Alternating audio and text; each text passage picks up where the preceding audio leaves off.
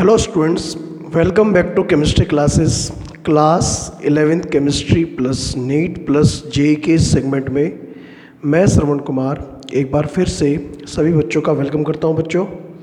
बच्चों आज हमारा 11th class chapter number 1 basic concept of chemistry and mole concept का लेक्चर नंबर 12 है। ओके, देखिए जो लास्ट लेक्चर आपको हमने प्रोवाइड किया था उसके अंदर हम लोगों ने बात की थी एक बहुत ही इंपॉर्टेंट टॉपिक की जिसका नाम था empirical formula, molecular formula and the relation between empirical formula and molecular formula.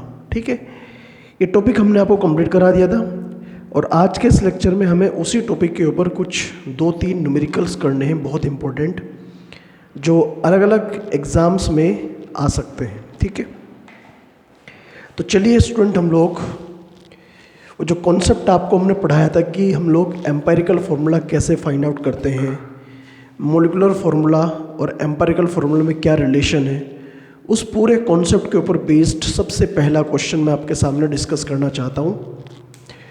Question ये है, सबसे पहला क्वेश्चन कि एक कंपाउंड है,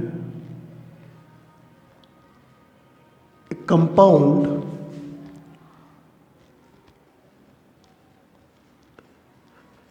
is made up of a compound is made up of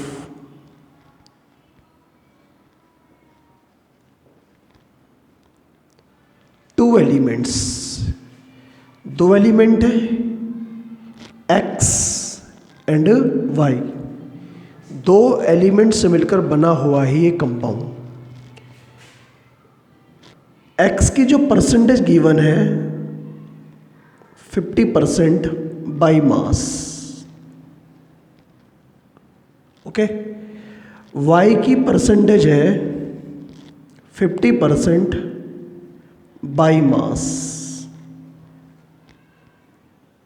okay, और इस क्वेश्चन में गिवन एटॉमिक masses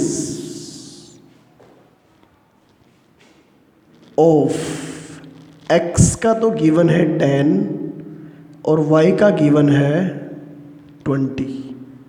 ये गिवन है इस क्वेश्चन में एटॉमिक मास, और आपको पूछा है एम्पायरिकल फॉर्मूला कि बताइए एम्पायरिकल फार्मूला क्या होगा इस कंपाउंड का। ठीक है,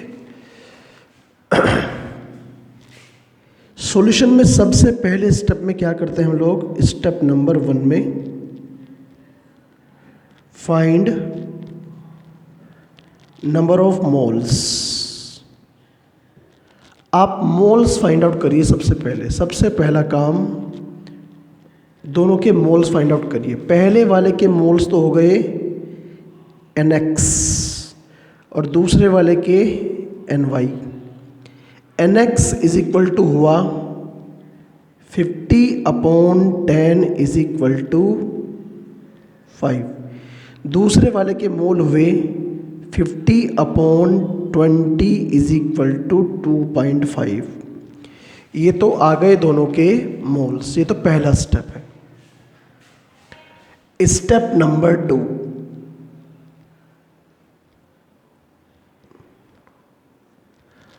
अब हमें क्या करना है कि हमें निकालने हैं relative moles. Find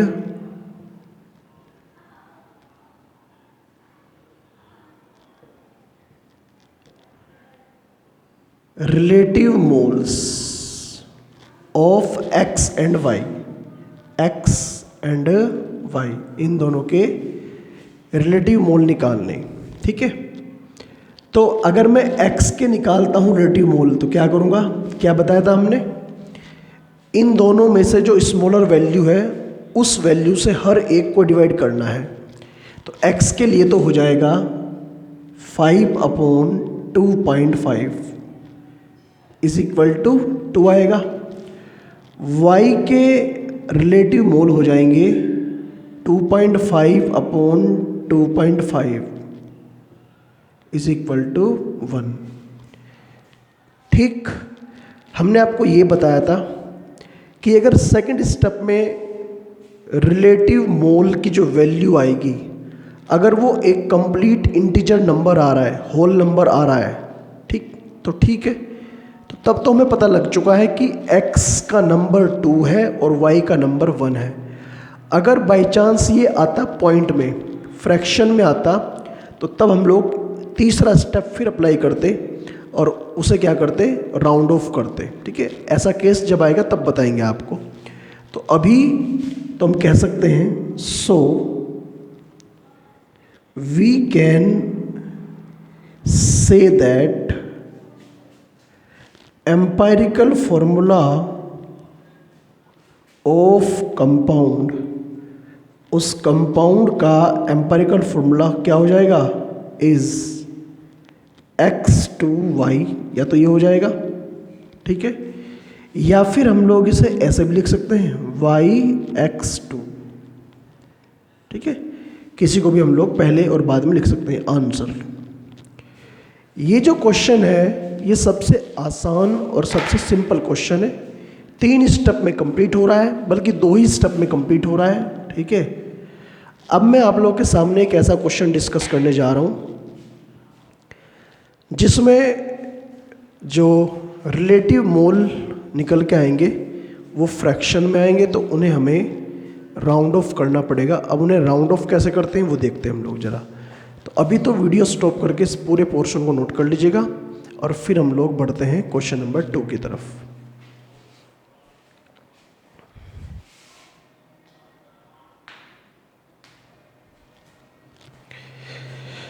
okay student, तो चलिए बच्चों हम लोग बात करते हैं अब नेक्स्ट सेगमेंट की। हमारा जो नेक्स्ट सेगमेंट है, जो नेक्स्ट हमारा पोर्शन है, उसमें हम लोग बात करते हैं अब एक बार क्वेश्चन नंबर 2 की। ये क्वेश्चन आपका एनसीईआरटी का ही है, एनसीईआरटी, ठीक है, एक्सरसाइज का। कहा कि एन ऑक्साइड ऑफ आयरन, एक यहाँ पर आयरन का ऑक्साइड है और इस आयरन ऑक्साइड में एक तो आयरन है और एक ऑक्सीजन है।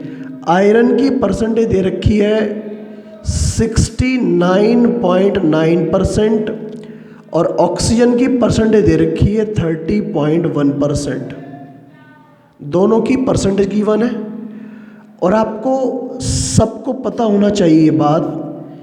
एटॉमिक मास अगर मैं बात करूं आयरन का, ठीक, आयरन का तो होता है 56, ठीक, ऑक्सीजन का होता है 16। तो ये है एटॉमिक मास, दोनों के एटॉमिक मास आप लोगों के सामने है। ये जो डेटा होता है ये गिवन होता है नंबर में, आयरन का 56 और ये 16। तो हमें बताना है इस क्वेश्चन में एम्पायरिकल फॉर्मूला ऑफ ऑक्साइड, ठीक है, इस ऑक्साइड का एम्पायरिकल फॉर्मूला बताना है। तो बस फिर दोबारा से हम लोग वही कॉन्सेप्ट अप्लाई करेंगे। स्टेप नंबर 1, पहले स्टेप में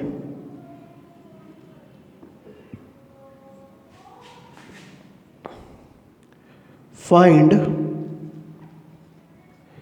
number of moles, number of moles पता लगाइए। सबसे पहले Fe के मोल्स मान लीजिए आप लोग N1, ऑक्सीजन के मोल्स आप लोग मान लीजिए N2। N1 की वैल्यू कितनी आएगी 69.9 डिवाइड बाई 56, ये आंसर तो आएगा 1.25। ये अप्रोक्सीमेटली बता रहा हूँ मैं आपको, थोड़ा बहुत वेरिएशन हो सकता है लेकिन अप्रोक्सीमेटली इतना आएगा। N2 की वैल्यू कितनी आएगी, N2 की वैल्यू आएगी 30.1 डिवाइड बाई 16, ये आंसर आएगा 1.856 अप्रोक्सीमेटली। ये तो है relative number of number of moles, ये तो हमने मोल्स फाइंड आउट कर लिए। अब हम लोग बात करेंगे स्टेप नंबर सेकंड की, और स्टेप नंबर सेकंड में हम लोग क्या करते हैं, फाइंड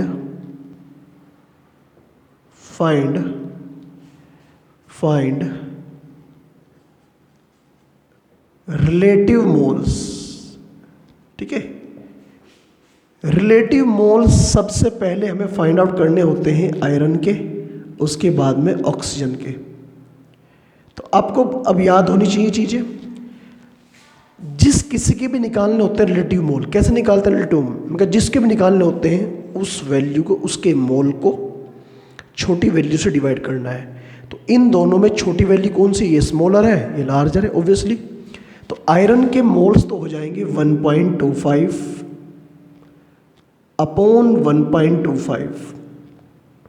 यहाँ तो आंसर 1 आ रहा है, दूसरे वाले केस में हो जाएगा 1.856 अपॉन 1.25।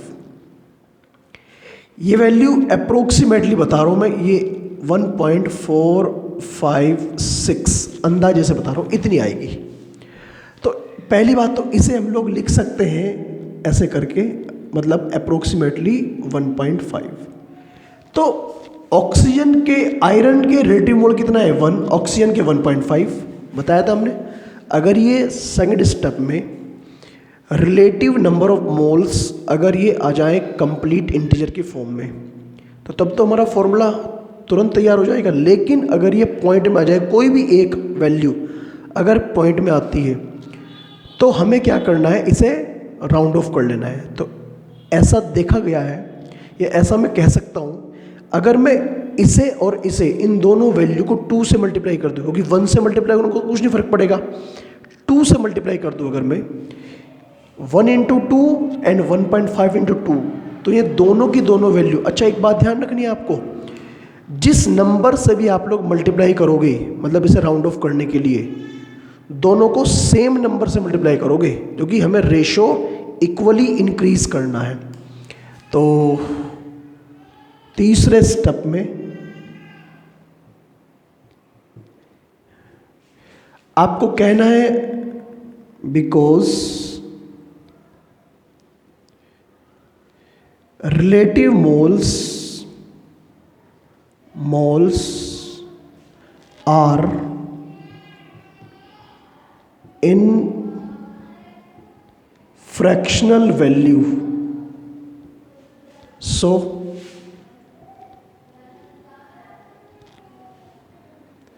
rounding off them। तो आयरन के लिए तो हो जाएगा बच्चों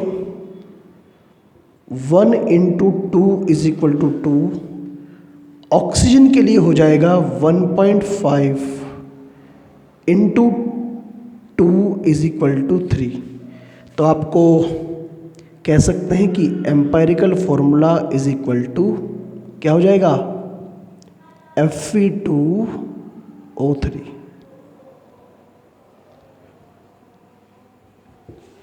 Fe2O3। ओके स्टूडेंट, ये क्वेश्चन है बहुत ही इंटरेस्टिंग और बहुत ही आसान सा क्वेश्चन था। कहा कि एक आयरन का ऑक्साइड है जिसमें आयरन की परसेंटेज इतनी है, ऑक्सीजन की परसेंटेज इतनी है, एटॉमिक मासेस आयरन के और ऑक्सीजन के इतने हैं। तो बताइए इसका एम्पिरिकल फॉर्मूला क्या होगा। पहले स्टेप में हमने मोल्स फाइंड आउट कर लिए दोनों के, आयरन के और ऑक्सीजन के। उसके बाद में हमने क्या फाइंड आउट कर लिया, relative number of moles find out कर लिए दोनों के। उसके बाद में स्टेप नंबर 3 में हमें पता लगा, क्योंकि ये फ्रैक्शनल वैल्यू है, इन्हें राउंड ऑफ करना है। राउंड ऑफ करने के बाद में पता लगा कि आयरन का नंबर 2 आया है, ऑक्सीजन का नंबर 3 आया है, तो फॉर्मूला बना Fe2O3। वीडियो स्टॉप करके इसे भी नोट करिए। और अब मैं चलता हूँ, मूव करता हूँ टुवर्ड्स क्वेश्चन नंबर 3। ओके, करिए नोट।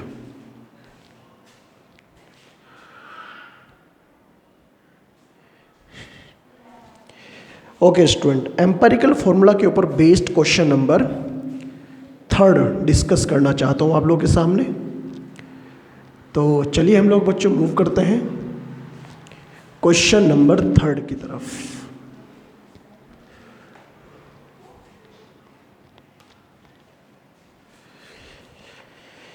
तो क्वेश्चन नंबर 3,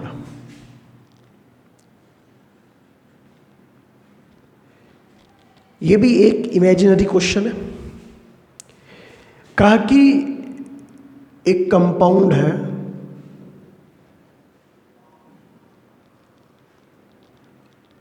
और कंपाउंड हैज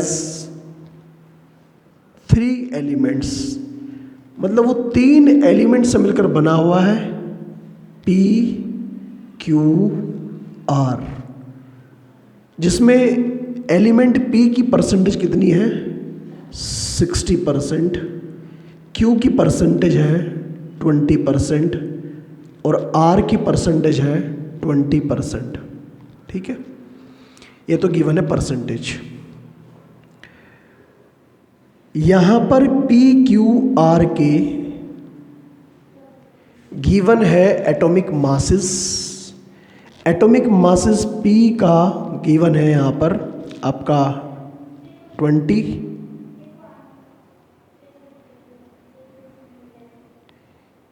Q का एटॉमिक मास 10 और R का एटॉमिक मास 5।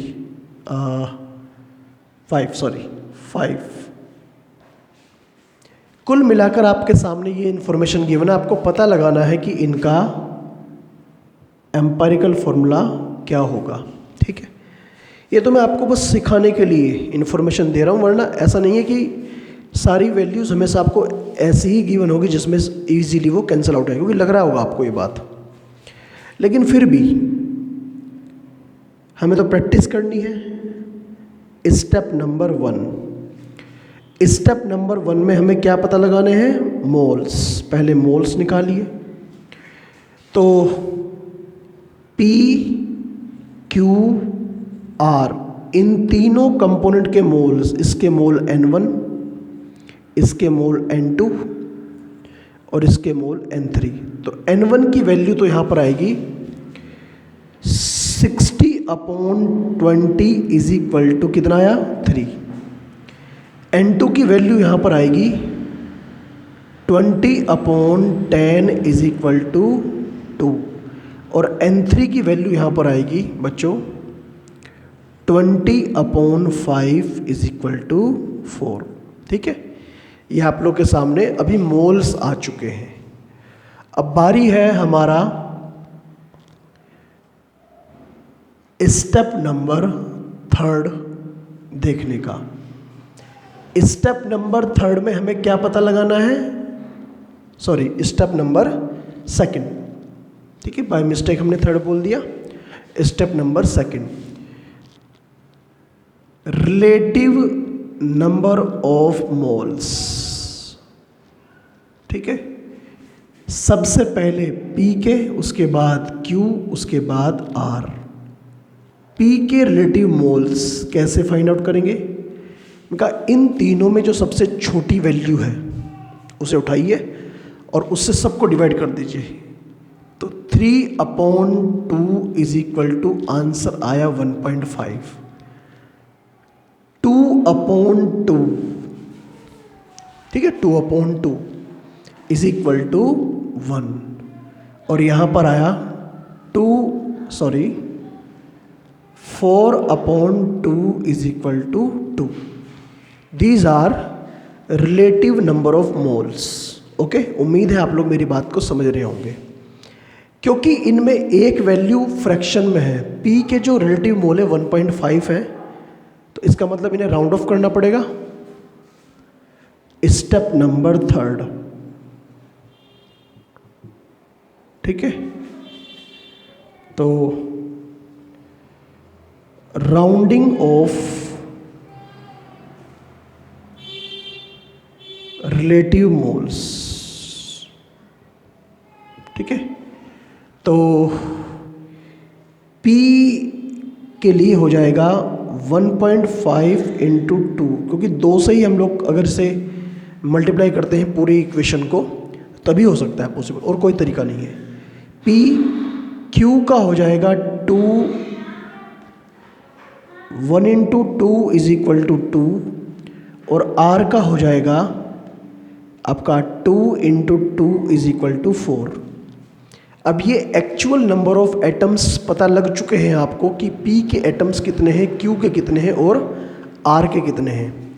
तो इसीलिए आप लोग लिख सकते हो एम्पायरिकल फॉर्मूला इज क्या हो जाएगा, P3 Q2 एंड R4। ठीक है, तो this one is empirical formula P3 Q2 R4। Okay student, तो ये रहा हमारा क्वेश्चन नंबर 3।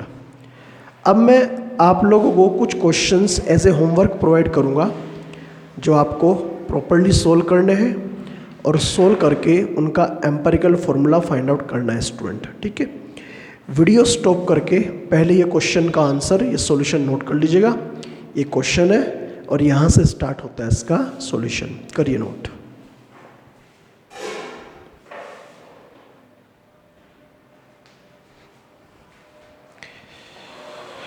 ओके स्टूडेंट, तो चलिए स्टूडेंट, आज का होमवर्क आप लोग नोट करिएगा कि आपको कैसे कैसे जो क्वेश्चंस मैं आपको यहाँ पर प्रोवाइड कर रहा हूँ सोल्व करने हैं। ओके,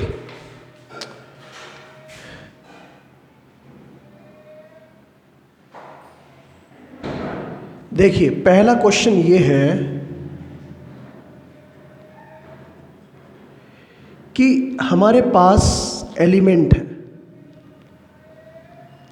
एलिमेंट्स तो गिवन है कार्बन, हाइड्रोजन, ऑक्सीजन। कार्बन की परसेंटेज तो किसी कंपाउंड के अंदर है 60%।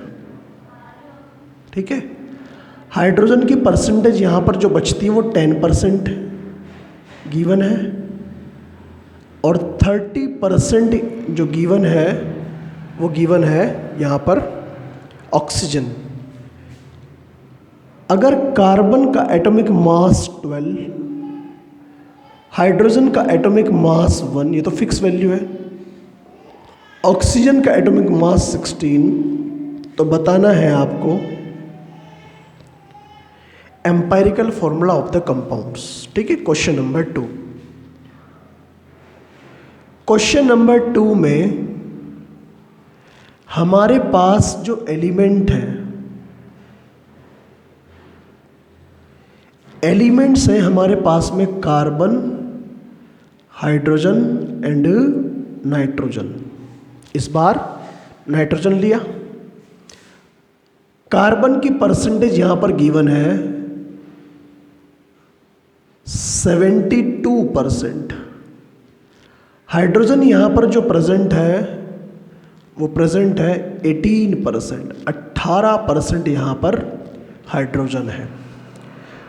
टोटल हो गया 90% और नाइट्रोजन यहाँ पर प्रेजेंट है हमारे पास में कितना, नाइट्रोजन प्रेजेंट है हमारे पास में 10%, क्योंकि 90 हो चुका है। कहा कि कार्बन का एटॉमिक मास 12, हाइड्रोजन का एटॉमिक मास 1 और नाइट्रोजन का एटॉमिक मास 14। तो बताइए ऐसे कंपाउंड का एम्पिरिकल फॉर्मूला क्या होगा। Question number 2। ठीक है, और एक लास्ट इमेजिनरी क्वेश्चन है 3rd। x, y और z 3 एलिमेंट हैं हमारे पास।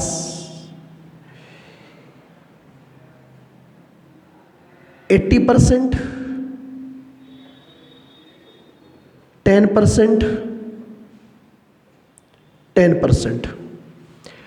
अगर x का एटॉमिक नंबर 40 हो, y का एटॉमिक नंबर 10 हो और z का एटॉमिक नंबर 5 हो, ठीक है, तो आपको बताना है ऐसे कंपाउंड का एम्पिरिकल फॉर्मूला।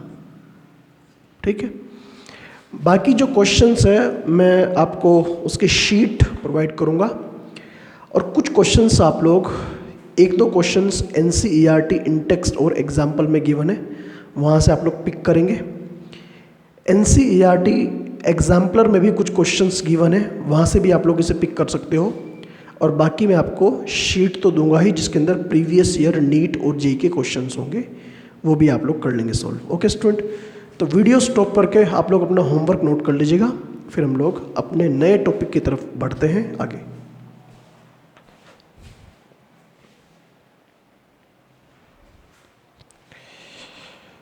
ओके स्टूडेंट, देखिए हम लोग इस चैप्टर में लगभग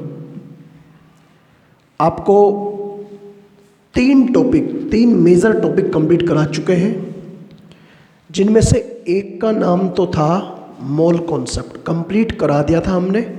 सभी formulae, numericals level 1, level 2, level 3 के हर तरह के न्यूमेरिकल जो आ सकते हैं कंपटीशन में, नीट में, जेईई में, या फिर आपके बोर्ड लेवल क्वेश्चंस।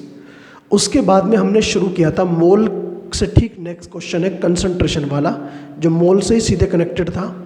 कंसंट्रेशन वाले टॉपिक और एनसीईआरटी क्वेश्चंस, जितने भी कंसंट्रेशन पैरामीटर्स हैं, मास परसेंटेज से लेके मोल फ्रैक्शन, मोलैरिटी और PPM according to 11th class NCERT, वो हमने कंप्लीट करा दिया है।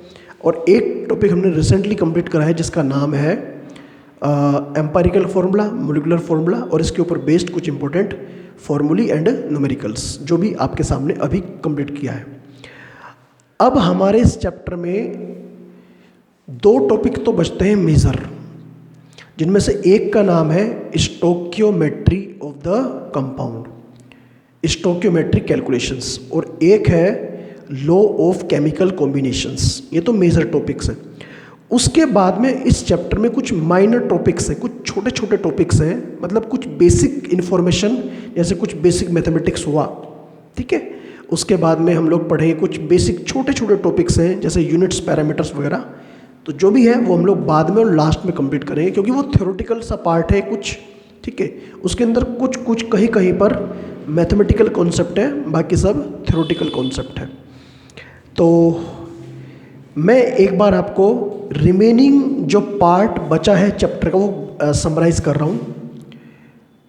तो स्टूडेंट, आपको पता होना चाहिए इस चैप्टर का रिमेनिंग जो सेगमेंट बचता है, रिमेनिंग पार्ट जो है इसका चैप्टर का, वो क्या है, वो आपको याद होना चाहिए। रिमेनिंग सेगमेंट्स ऑफ चैप्टर, एक तो इसके अंदर जो मुझे पढ़ाना है नेक्स्ट टॉपिक है, बिल्कुल आई थिंक वो टॉपिक नंबर 4 है, क्योंकि 3 तो कराई दी हमने, और एक टॉपिक नंबर 5। ये कुछ मेजर टॉपिक थे और बहुत इंपॉर्टेंट टॉपिक है। इसके अंदर तो आता है stoichiometric calculations, okay. Stoichiometric calculation ये बहुत ज़्यादा इंपॉर्टेंट टॉपिक है, ठीक है, खासकर आपके नीट और जेईई के एग्जाम्स के लिए। और ये जो है, ये है laws of chemical combination, laws of chemical combination. ये तो मेजर टॉपिक है 2, ठीक है, ये मुझे आपको कराने ही कराने हैं अभी, ठीक है। अब जो इसके अंदर माइनर टॉपिक्स हैं, माइनर टॉपिक्स इसके अंदर कुछ, मतलब बहुत लेंथी टॉपिक नहीं है, मुश्किल से 10-10, 15-15 मिनट के टॉपिक्स हैं। इसके अंदर सबसे पहले तो आता है जो मुझे पढ़ाना है, बेसिक मैथमेटिक्स। बेसिक मैथमेटिक्स के अंदर फिर कुछ और सेगमेंट बनते हैं, जैसे कि अगर मैं आपको बताऊं, आपने सुना होगा नाम सिग्निफिकेंट फिगर्स का, बहुत इंपॉर्टेंट टॉपिक है, इसके अंदर ही आता है। इसके बाद में आता है सिग्निफिकेंट फिगर के बाद में कहीं पर भी अगर हम लोग क्या करते हैं, एडिशन एंड सब्सट्रैक्शन, ये मुझे सिखाना है। उसके बाद मुझे आपको पढ़ाना है राउंडिंग ऑफ। किसी भी नंबर को हम लोग राउंड ऑफ कैसे करते हैं ये मुझे आपको समझाना है। और एक इसके अंदर लास्ट टॉपिक आता है सिग्निफिकेंट फिगर इन कैलकुलेशन। अगर मैं कोई कैलकुलेशन करता हूं तो उसके अंदर हम लोग सिग्निफिकेंट फिगर कैसे कैलकुलेट करते हैं। दूसरा इनके अंदर आ सकता है यूनिट्स एंड मेजरमेंट्स। अब आप कहोगे सर ये तो टॉपिक फिजिक्स का है, लेकिन यहाँ भी थोड़ा बहुत इसके बारे में समझा रखा है। अब इसके अंदर भी कुछ छोटे छोटे टॉपिक्स हैं, ठीक है, तो जब पढ़ेंगे तब हम लोग बात करेंगे। तो कुल मिलाकर ये सेगमेंट हमारा बचता है, ठीक है। और ये मान के चलिए आप लोग कि लगभग 2 से लेके 3 लेक्चर्स तो इस टॉपिक के अंदर 2 से लेके 3 लेक्चर्स, और लगभग 2 से लेके 3 लेक्चर्स मतलब 3 मानिए 3 यहाँ पर 3 यहाँ पर 6 लेक्चर तो ये, और ये जो रिमेनिंग पार्ट है इसके अंदर कुल मिलाकर टोटल 2 से लेके 3 लेक्चर। कुल मिलाकर मैं ये मान के चलता हूँ कि हमारे 12 लेक्चर तो हो चुके हैं कंप्लीट, और लगभग 10 लेक्चर और लगेंगे, ठीक है।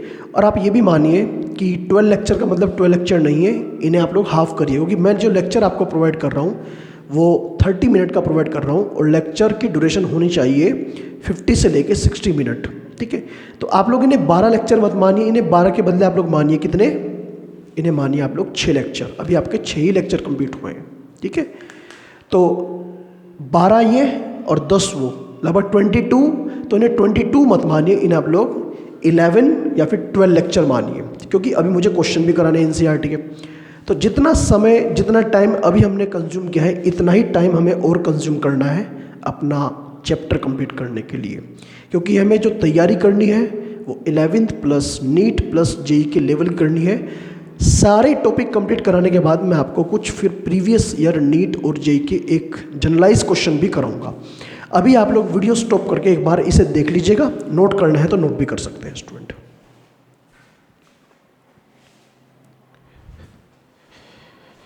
चलिए स्टूडेंट, फिर आज के लेक्चर को यहीं पर कंप्लीट करते हैं और मिलते हैं नेक्स्ट लेक्चर में हम लोग इसी टॉपिक के साथ में। Thank you, all the best.